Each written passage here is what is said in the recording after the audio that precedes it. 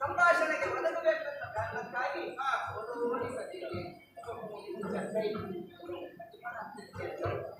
ಒಳ್ಳೆ ಲಕ್ಷಣವಾಗಿ ಅದೇ ಲಕ್ಷಣ ಸುಲಕ್ಷಣವಾಗಿ ಸಂಲಕ್ಷಣವಾಗಿ ಆದ್ದರಿಂದ ಏನು ಈ ಕಡೆಗೆ ನೋಡಿ ಮಾತನಾಡಿ ನನ್ನನ್ನು ಸುಖಪಡಿಸಿ ಉತ್ತ ಕೇಳುವುದಕ್ಕಾಗಿ ಬಂದಿದ್ದೇನೆ. चंदिराची मी तोर पे जेके मोगले मोड़ो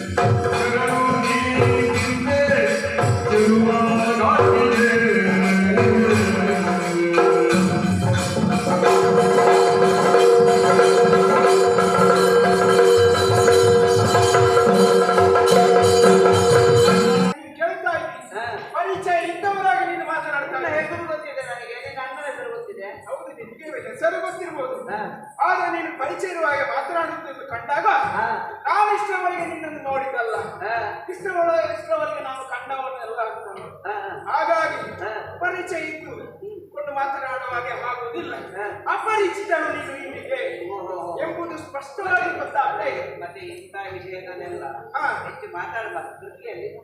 ಅದು ಸರಿ. ಹಾ. ನಾವು ಮಾತಾಡುವ ಜನವೇ ಅಲ್ಲ. ಹಾ.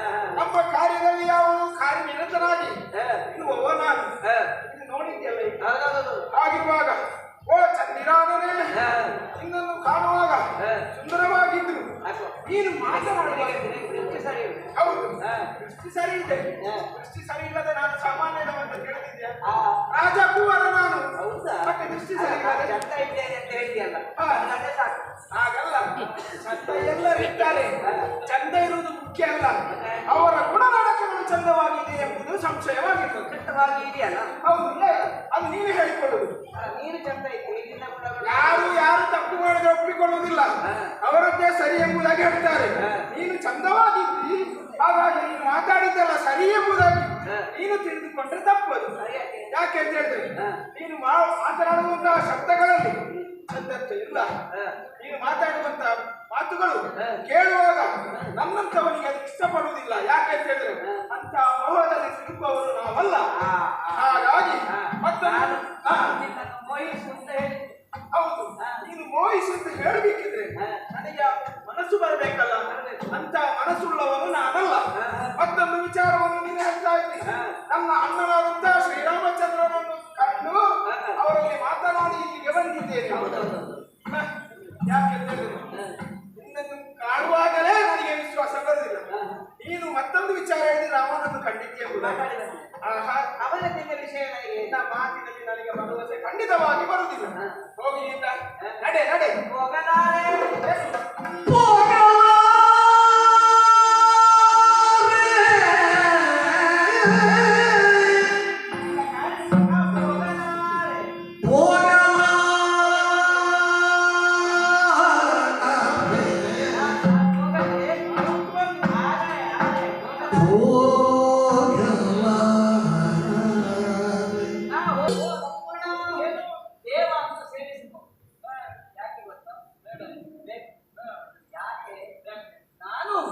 ನಿನ್ನನ್ನು ಕಾಮದೇವ ಎನ್ನುವ ಹಾಗೆ ನಿಶ್ಚಯ ಮಾಡಿ ಆಗಿದೆ.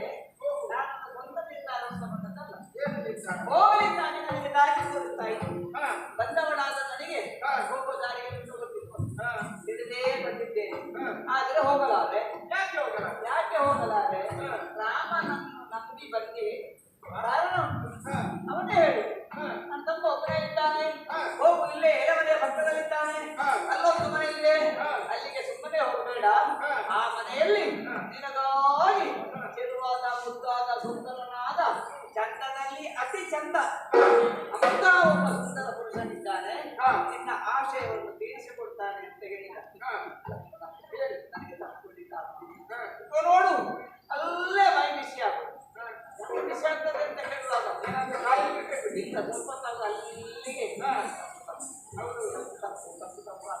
ಕೆಲವು ಕಾಯಿಲೆ ಯಾವ ಲಕ್ಷಣಗಳನ್ನು ತೋರಿಸಬೇಕು ಆದರೂ ಒಂದು ನಾನು ಸಮಶೀತೋಷ್ಣವನ್ನು ಕಾಯ್ದುಕೊಂಡು ಆ ಪ್ರಕಾರವಾಗಿ ನಿನ್ನ ಮೈಯಲ್ಲಿ ಬಿಸಿ ಇಲ್ಲದೇ ಇದ್ರೆ ನಿನ್ನನ್ನು ನಾನು ತಪ್ಪಿ ಹಿಡಿದಾಗ ನಿನಗದು ಬಿಸಿಯ ಪುಡಿಯಾಗುತ್ತದೆ.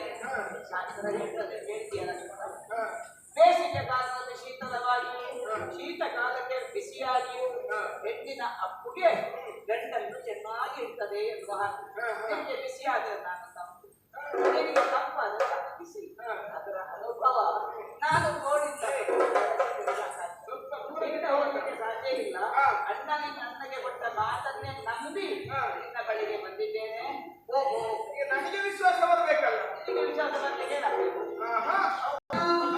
ಹಾಗಾದರೆ ಎಷ್ಟಾಡಿದ್ರು ನೀನು ನನ್ನ ಮಾತುಗಳು ಒಪ್ಪುವುದಿಲ್ಲ ಅಂತ ಆಯ್ತು. ಖಂಡಿತವಾಗಿ ನಿನ್ನ ಅಣ್ಣನನ್ನು ಕೆಟ್ಟದಕ್ಕಾಗಿ ನಾನೇನಾದರೂ ವೃತ್ತವರಿಗೆ ನೀಡಿದ್ರೆ ಒಪ್ಪಿಕೊಳ್ಳುತ್ತೆ ಅಂತ ಸ್ಪಷ್ಟವಾಗಿ ಹೇಳಿ.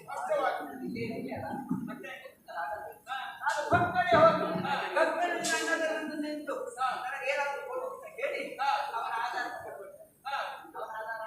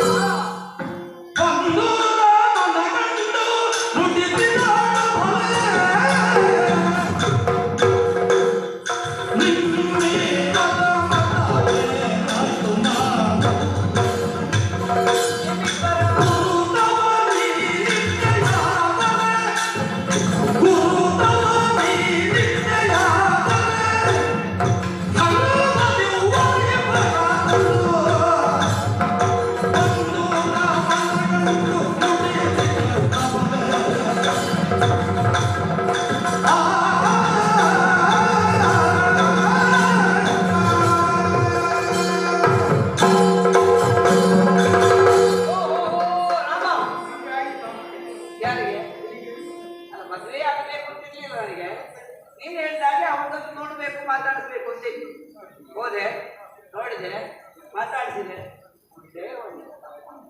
ಹೌದಪ್ಪ. ಹಾಗೆ ನಿನ್ನನ್ನು ನೋಡಿ ನೀನು ಹೇಳಿದೆಯಲ್ಲ ಅವನ ಗುಣಗಣಗಳೇ ಇವೆ ಅಂತ. ಗುಣದಲ್ಲಿ ಗಣ ಗುಣಗಣಗಳ ರಾಶಿಯಲ್ಲಿದ್ದಾನೆ ತಮ್ಮ. ಮಾತಾಡ್ತಾ ಮಾತಾಡ್ತಾ ಹೇಳ್ದ ನಾನು ಚಂದ ಇದ್ದೇನೆ ನಿನ್ನ ಹಾಗೆ ನಿನ್ನ ತಮ್ಮ. ಖಂಡಿತವಾಗಿ ಹೇಳಿ. ಅಲ್ಲ ನಿನ್ನ ಬಡಿ ಹಚ್ಚೋ ನೀನೇನು ಮಾತಾಡಿದ್ಯೋ ಅದೆಲ್ಲವನ್ನು ಹೇಳಿದ. ಚಂದಿರಾಕ್ಷಿ ಅಂತ ಹೇಳಿದ, ಗೆಲುವದಾಕ್ಷಿ ಅಂತ ಹೇಳಿದ, ಎಲ್ಲವನ್ನು ಹೇಳಿ ಒಪ್ಪಿಸಿದ. ಆದ್ರೆ ಕೊನೆಗೊಂದು ಎಂತದೊಂದು ಆ ದರೆ ಅಡ್ಡ ಬರ್ತದೆ. ಈಗ ಎಷ್ಟೊಂದು ಮಾತಾಡೋದು ಹೇಳಿದ ಎಲ್ಲವೂ ಸರಿ. ನಮ್ಮಣ್ಣ ಶ್ರೀರಾಮಚಂದ್ರ ನಾವು ಏನೇನು ಬಂದವರು ಅಣ್ಣ ತಮ್ಮಂದಿರು ಎಲ್ಲ ಹೇಳಿದ. ಹೌದು ಎಲ್ಲವೂ ಸತ್ಯ ಅಂತ ಒಪ್ಪಿಕೊಳ್ಳ. ಆದ್ರೆ ಅವ ಅಲ್ಲಿ ಆ ಎಲೆಮನೆ ಕಲ್ಲು ಬಂಡೆ ಮೇಲೆ ಇದ್ದಲ್ಲ, ಅವ ಹೇಳ್ತಾನೆ ನೀನ್ ನಮ್ಮ ಅಣ್ಣನ ನೋಡೇ ಇಲ್ಲ, ನಮ್ಮಣ್ಣ ಹಾಗೆಲ್ಲ ಎಲ್ಲರೂ ನೋಡ್ಲಿಕ್ಕೆ ಸಿಕ್ಕುವುದಲ್ಲ, ಒಂದು ಅಪರೂಪ ದರ್ಶನ ಅವನನ್ನು ದರ್ಶನ ಕೊಡ್ತೀನಿ. ನನ್ನ ಹಾಗೆ ನೀನ್ ದರ್ಶನ ಕೊಡ್ತೀಯ ಅಲ್ಲ. ಅವ ಹೇಳ್ತಾನೆ ನನ್ನ ಹಾಗೆಲ್ಲ ದರ್ಶನ ಕೊಡುವುದಿಲ್ಲ, ಯಾರಿಗೂ ಪ್ರಾಣ ಸಿಗದಿರುವ ದೇವದುರ್ಲಭವಾದಂತ ವ್ಯಕ್ತಿ. ಅವನ ಮನಸ್ಸಿನಲ್ಲಿ ಆ ರೀತಿ ಭಾವನೆ ಇದೆಯಾ? ಅದು ನನಗೆ ಅರ್ಥ ಆಗ್ತದೆ. ಆದ್ರಿಂದ ಅವ ಹೇಳಿದ ಅಣ್ಣನನ್ನು ನೋಡುವುದಲ್ಲಿ ನಾನು ಹೇಳಿದ ಅಣ್ಣ ಒಬ್ಬನೇ ಇದ್ದದಲ್ಲ, ಅವನಿಗೆ ಇವತ್ತು ಹೆಂಡತಿ ಇತ್ತು ಅಂತ ಹೇಳಿದ.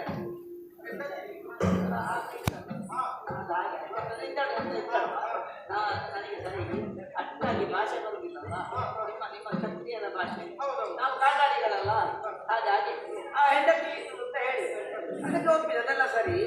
ಆದ್ರೆ ನೀನು ನನ್ನ ಅಣ್ಣನನ್ನು ಕಟ್ಟುವುದೇ ಹೌದಾದರೆ ಅಂತಹ ಒಬ್ಬ ಶ್ರೇಷ್ಠ ವ್ಯಕ್ತಿಯನ್ನು ನೋಡಿದ್ರೆ ನಿನ್ನ ಜೀವನ ಪಾವನವಾಯಿತು ಅಂತ ಹೇಳಿ ನನಗೆ ಸಂತೋಷ ಆಯಿತು. ಹಾಗಾದರೆ ಬಾ ನನ್ನನ್ನು ಸೇರು ಅಂತ ಹೇಳಿ ನನ್ನ ಈ ನಡೆ ತೋಳುಗಳನ್ನು ಬೀಸಿ. ಆಗ ಅವರೇನು ಮಾಡಿದ, ಯಾರು ನೋಡಿದ್ರು, ಯಾರು ಕಾಣಲಿಕ್ಕೆ ಕಾಣಲಾಗೆ ಮಾಡಿದ್ದೀನಿ. ನನಗೇನು ಗೊತ್ತು ನಿಮ್ಗೆ ಅಣ್ಣನ ಮುಂದೆಗೆ ಸರಿ ಇಲ್ಲ, ಸರಿ ಇಲ್ಲ ಅಲ್ಲ. ಅವ ಹೇಳಿದ್ದು ನಾನು ನಿನ್ನ ಮಾತನ್ನು ನಂಬುದಿಲ್ಲ, ನನಗೆ ಅಣ್ಣನೇ ಹೇಳಬೇಕು ಅಂತ ಹೇಳಿದ್ರು. ಹಾಗೆ ಸರಿ ಸಮಾನರು. ಹಾಗಾಗಿ ಇದು ಅದೆಂತದ ಅವನ ಆಧಾರದ ಹೆಸರು. ಅವ ಏನು ಆಧಾರ ಬೇಕು, ಆಧಾರ ಬೇಕು. ನೋಡಿದ್ದೇನೆ ಅಂತ ಹೇಳಿದ್ರೆ ಅವ ಏನಾದರೂ ಆಧಾರ ಬೇಕು, ಆಧಾರ ಬೇಕು. ನನಗೆ ಶ್ವಾಸ ಇದೆ, ನಿನ್ನ ಮೇಲೆ ವಿಶ್ವಾಸ ಇಲ್ಲ ಹೇಳಿ. ಹಾಗಾಗಿ ಇದು ಅಥವಾ ಅವಳಿಗೆ ನೆಗಾಡದು ಬೇಡ ಅಂತ ಹೇಳಿ ಸ್ವಲ್ಪ ಹೆಚ್ಚಾಗ್ತದೆ. ನೋಡಿ ನೀನು ಮಾತನಾಡುವ ರೀತಿಯನ್ನು ನೋಡಿ ಅವಳಿಗೆ ಈ ಪ್ರಸಂಗದಲ್ಲಿ ಅವಳಿಗೆ ಅಷ್ಟು ನೆಗಾಡಲಿಕ್ಕಿಲ್ಲ. ಅವಳಿಗೆ ನಿನ್ನ ಹೆಂಡತಿ ನೀವು ಸರಿ ಮಾಡ್ತೀಯ ಅಂತ ನಾನು ನನ್ನ ಹೆಂಡತಿಯನ್ನು ನಾನು ಸರಿ ಮಾಡ್ತೇನೆ. ಆದಷ್ಟು ಬೇಗ ನಾನು ಕ್ರಮ ತಗೊಳ್ತೇನೆ ಅವಳ ಮೇಲೆ. ಬೇಡಲ್ಲ ಸರಿ ಮಾಡ್ತೀಯಲ್ಲ, ನಾಳೆ ನಿನಗೆ ಅಕ್ಕ ಆಗಬೇಕಾದ. ಹೌದು, ಅಕ್ಕ ಬೀಳುವುದು. ಅಕ್ಕ ಬೀಳುವುದಲ್ಲ, ನಾನು ಅವಳಿಗೆ ಸತ್ಯ ಆಗುದು, ಅವಳು ನನಗೆ ಅಕ್ಕ ಬೀಳುದು. ಹಾಗಾಗಿ ಅದೆಂತದ ಅವನ ಗುರುತು ನಡಗಿಸಿದಂತೆ ಕೊಟ್ಟು ನನಗೆ ಮದುವೆ ಆಗುವ ಬಹಳಷ್ಟು ತಡೆದಿದ್ದಾನೆ. ಹೌದಾ?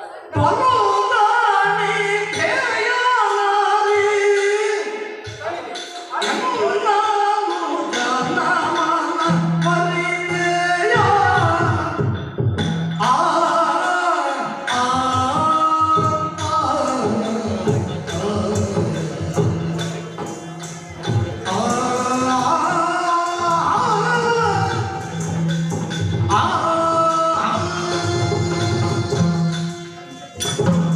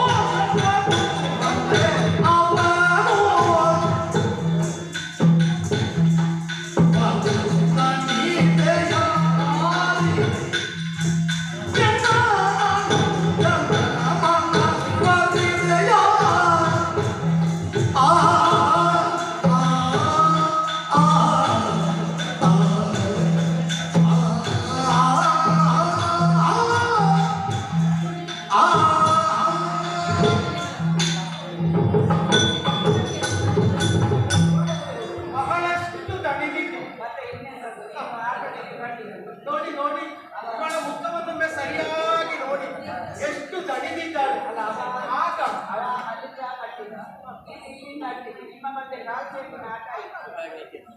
ಅದು ಮಾಡಿಸ್ತೇನೆ. ಬಹಳಷ್ಟು ದಣಿದಿದ್ದೀನಿ. ನಿನ್ನ ಮುಖ ನೋಡುವಾಗಲೇ ಅರ್ಥ ಆಗ್ತು.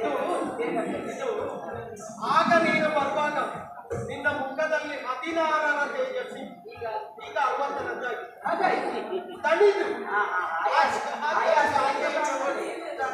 ಕಾಣ್ತದ ಮುಖದಲ್ಲಿ ಆಯಾಸ ಎದ್ದು ಕಾಣುತ್ತದೆ. ನನಗೆ ನಿನ್ನ ನುಡಿಗಳನ್ನು ಕೇಳಿ, ನಿನ್ನನ್ನು ನೋಡಿ, ನಿನ್ನನ್ನು ಮಾತಾಡಿ ಬಹಳಷ್ಟು ಸಂತೋಷ ಆಯ್ತು. ಮಾತಾಡುವುದಿದ್ರೆ ನಿನ್ನಂತವರಲ್ಲಿ, ವ್ಯವಹರಿಸುವುದಿದ್ರೆ ನಿನ್ನಂತವರಲ್ಲಿ. ನೀನೆಲ್ಲ ಸಿಕ್ಕುವುದಿಲ್ಲ. ನಿನ್ನಂತವರು ಸಿಕ್ಕುವುದಿಲ್ಲ. ಅಪರೂಪಕ್ಕೆ ಹಾಗೆ ಅಪರೂಪಕ್ಕೆ ಸಿಕ್ಕಿದ ನೀನು ನಿನ್ನ ದಣಿವನ್ನು ನೋಡಿದಾಗ ನನಗೆ ಮನಸ್ಸಿಗೆ ಬೇಸರ ಆಗ್ತದೆ. ಎಷ್ಟು ದುಡಿದಿದ್ದೀರಿ, ಮತ್ತೆ ಎಷ್ಟು ದಣಿದಿದ್ದೀರಿ, ಮತ್ತೆ ಒಂದು ಮಗನೇ ಇನ್ನು ಹೆಚ್ಚು ದುಡಿಯುವುದಕ್ಕಿಲ್ಲ ನೀವು. ಅಭ್ಯಾಸ ಇನ್ನು ಬೇಗ ಅಭ್ಯಾಸ ಆಗಿ ಅಮ್ಮ ಎಲ್ಲ ಕಲಿಸ್ತಾರೆ. ಬೇಗ ಬೇಗ ನಿನಗೆ ಅಭ್ಯಾಸ ಆಗಿ ಮದುವೆ ಮಾಡಿಸ್ತೇನೆ. ಹಾಗೆ ಅವನ ನಮ್ಮ ತೋಳುಗಳಲ್ಲಿ ನಿನ್ನನ್ನು ಬಂಧಿಸುವ ವ್ಯವಸ್ಥೆ ನಾನು ಮಾಡ್ತೇನೆ. ಗುರುತ ಬೇಕಲ್ಲ, ಅದು ಎಂತದ್ದು ಹೇಳ್ತಾರೆ. ಹೇಗೆ ಕೊಡು, ಏನು ಕೊಡು, ಎಂತ ಕೊಡು ನನಗೆ ಅರ್ಥ ಆಗ್ತದೆ. ಏನಾದ್ರೂ ಬರೆದು ಕೊಡಬೇಕು. ಅವ ಹೇಳಿದ್ದೇನೆ, ಅಣ್ಣನನ್ನು ನೋಡಿದ್ದೇನೆ, ಕೈಯಲ್ಲಿ ಕೊಟ್ಟರೆ ನೀನೇ ಸಿದ್ಧಪಡಿ, ನೀನೇ ಸೃಷ್ಟಿ ಮಾಡಿದ್ದು. ಅದು ನಿನಗೆ ಬರೆಯುವುದಕ್ಕಾಗುವುದಿಲ್ಲ. ಹಣೆಯಲ್ಲಿ ಬರೆದರೆ ಬ್ರಹ್ಮ ಬರೆದಿದ್ದಾನೆ, ಅದು ಅವನಿಗೆ ಬರೆಯುವುದು. ಜಾಗ ಇದೆ. ನೀನು ನನಗೆ ನಮಸ್ಕಾರ, ಯಾಕೆ ನೀನು ನಮಸ್ಕರಿಸಿದಾಗ ನಿನ್ನ ಬೆನ್ನಿನಲ್ಲಿ ಬರೆಯುತ್ತೆ. ಬೇಕಾದಷ್ಟು ವಿಶಾಲವಾದ ಜಾಗ, ವಿಶಾಲವಾದ ಸ್ಥಳ ಇದೆ. ಆದ್ರೆ ನಮ್ಮ ಬೆನ್ನು ನಮಗೆ ಕಾಣುವುದಿಲ್ಲ. ಹಾಗಾಗಿ ಅಲ್ಲ, ಅವನಿಗೆ ನಂಬಿಕೆಯೇ ಬರ್ತದೆ. ನಿನಗೆ ನಿನ್ನ ಬೆನ್ನಿನಲ್ಲಿ ಬರೆಯುವುದಕ್ಕಾಗ್ತದ? ಕೆಲವೊಂದು ಏನಾಗ್ತದೆ ಅಂತ ಕೇಳಿದ್ರೆ ಮುಂದೆ ಇದ್ದಷ್ಟು ಚಂದ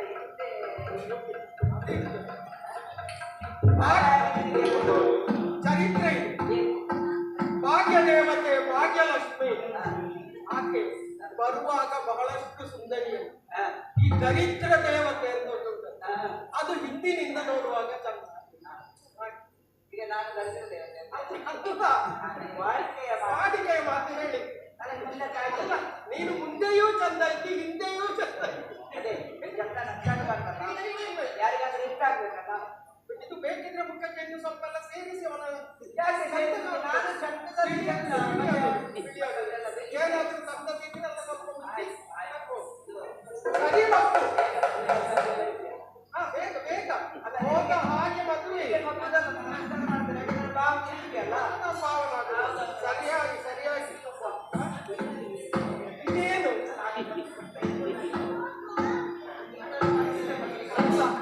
ಇನ್ನೂ ಸ್ವಲ್ಪ ಎಳದಿದ್ದಕ್ಕೆ ಮತ್ತೆ ಯಾವಾಗ ಮದುವೆ ಆಗುವಾಗ ಏನು ಬೇಗ ನೋಡಿದಾಗ